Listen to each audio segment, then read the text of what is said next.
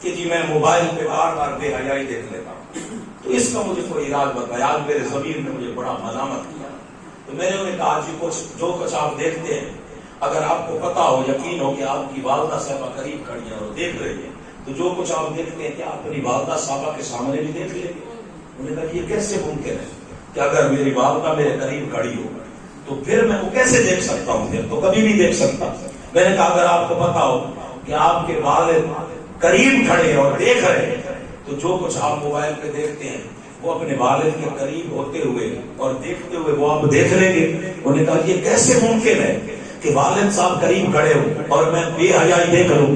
میں نے کہا آپ خود کہہ رہے ہیں کہ اگر والدہ قریب کھڑی ہو تو آپ نہیں دیکھ سکتے، والد قریب کھڑا ہو تو آپ نہیں دیکھ سکتے۔ اگر آپ کو یقین ہو کہ والدہ یا والد کھڑکی میں سے دیکھ رہے ہیں، آپ فوراً اس کو چھوڑ دیتے ہیں دیکھنا۔ تو اب رب کیا کہتا ہے؟ رب کہتا ہے نحن اقرب الیہ من حبل الورید، اے بندے میں تیری شاہ رگ سے بھی زیادہ قریب ہوں۔ اگر والدہ کا یقین ہو تو بندہ برائی، بے حیائی، دونوں سارا کو چھوڑتا ہے۔ اس کا مطلب ہے کہ والد اور والدہ کا یا اپنے سے بڑے افسر کا پتا ہو کہ یہ انتہائی دیانتدار افسر ہے اور میرے سامنے بیٹھا ہے، تو اس کے سامنے میں نے دو نمبری نہیں کرنی، تو ہم نہیں کرتے دو نمبری۔ تو رب تو کہتا ہے بندے جہاں کوئی نہیں دیکھتا میں وہاں بھی دیکھتا ہوں۔ جب زلیخا نے 7 کمروں میں سے آگے کمرے میں حضرت یوسف علیہ السلام کو لے گئی اور سارے دروازے بڑے بڑے تالے لگا دیے، جب آخری کمرے میں لے کے گئی وہاں پہ ان کے بت پڑے تھے، الہ پڑے تھے، تو اس پہ وہ ٹھیس ڈالنے لگی۔ تو حضرت یوسف علیہ السلام نے فرمایا کہ یہ کیا کر رہی ہو؟ اس نے کہا میرے الہ، میرے رب، میرے بت دیکھ رہے ہیں، جب ان کے اوپر کپڑا ڈالوں گی تو یہ نہیں دیکھیں گے۔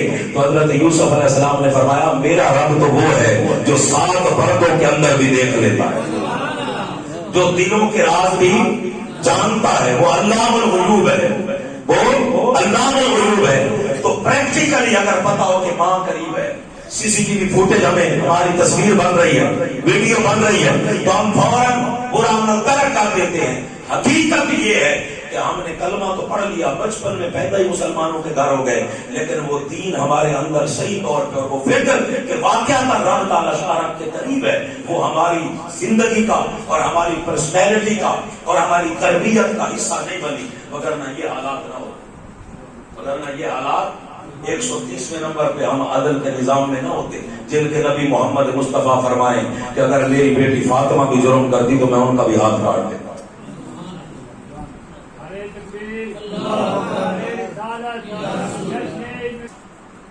ان کے 2 ٹکڑے ہو گئے۔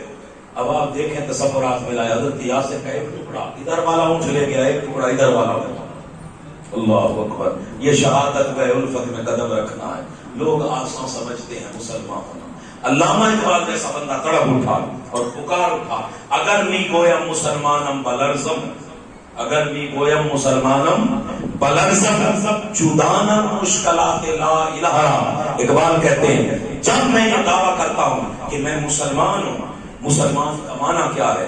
اللہ کے سامنے سر تسلیم خم کرنے والا، ایک عہد، ایک کمٹمنٹ، ایک وعدہ کرنے والا کہ باری تعالیٰ اب جو تو نے اصول اور ضوابط عطا فرمائے ہیں میں ان کے عین مطابق اپنی زندگی کو ڈھالوں گا۔ باری تعالیٰ میں شیطان کا ساتھی بن کے تیرے راستے کو چھوڑ کے کسی اور راستے پہ نہیں جاؤں گا۔ تو علامہ اقبال فرماتے ہیں کہ اگر کوئی بندہ کسی سول کورٹ، سیشن کورٹ، کسی بھی عدالت کے اندر کوئی دعویٰ کر دے اور مدعی اپنے دعوے کے خلاف ایویڈنس لے آئے، اپنے دعوے کے خلاف شہادتیں خود پیش کر دے، اپنے دعوے کے خلاف خود ہی دلائل دے، تو میں آپ سے پوچھتا ہوں اس سے بہتر اور جگہ کون سی ہے سمجھنے والی؟ ایمانداری سے بتائیں کہ اس کے دعوے کی کوئی حیثیت ہوگی؟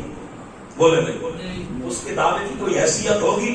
تو علامہ اقبال فرماتے ہیں کہ میں جب دعویٰ کرتا ہوں اگر بھی گویا مسلمان ہوں، جب دعویٰ کرتا ہوں کہ میں مسلمان ہوں، میں اللہ کا بندہ ہوں، میں تاجدار ختم نبوت حضور رحمت للعالمین کا امتی ہوں، تو فرماتے میرا جسم تھر تھر کانپتا ہے، میری روح میرے اس زبان سے کہے ہوئے الفاظ کا ساتھ نہیں دیتی کہ دعویٰ اتنا بڑا میں کر رہا ہوں کہ میں مسلمان ہوں، میں صرف اس اللہ کا بندہ ہوں، میں صرف اسی سے ڈرتا ہوں، میں صرف اسی سے مدد مانگتا ہوں، میں صرف اسی کو مانتا ہوں، میں صرف اسی کا بندہ ہوں، میں صرف اسی کی ماننے والا ہوں۔ میری زندگی، موت، عزت، ذلت، ہر چیز کا صحت، ہر چیز کا مالک میرا رب جلال ہے۔